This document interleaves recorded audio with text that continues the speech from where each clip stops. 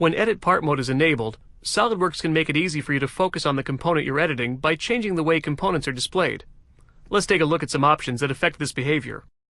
Under Options, under the System's Options tab, there's a group labeled Display Selection. You have an option here called Assembly Transparency for In-Context Edit. Right now, it's set to Force Transparency, and the transparency slider is set to about 90%. This setting means that when I edit a component in the context of an assembly, all other components in the assembly will become 90% transparent. The component I'm editing will become opaque if it isn't already. Let's see what this looks like. I'll select the glass tube, which as you can see is already transparent, and click the Edit Component icon.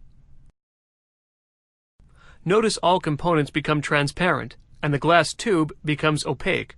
Although changes were made to the transparency of the components, notice they retained their own original colors. The glass tube is still cyan, the level is orange, and the cover plate is gray. If you wish to further isolate the component being edited, you can force it to take on a new color and force all other components to turn gray. Under Options, on the System Options tab, again select the Colors group. It's called Use Specified Colors when editing parts in assemblies. I highly recommend having this option enabled. It makes it much easier to see which component you're editing. I'll enable this option, and you can see the glass tube is now blue, while the other components are gray.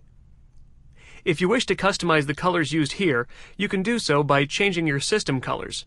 This is controlled by an option found in Options, under the System Options tab, and select the Colors group.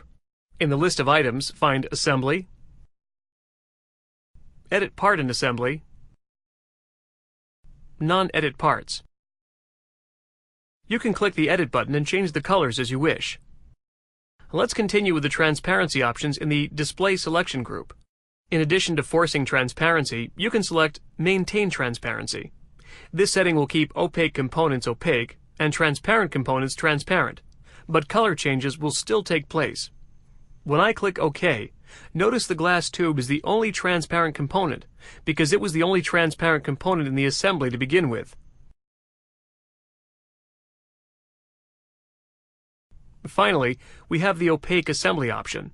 This will override all transparency settings in your assembly and make everything opaque.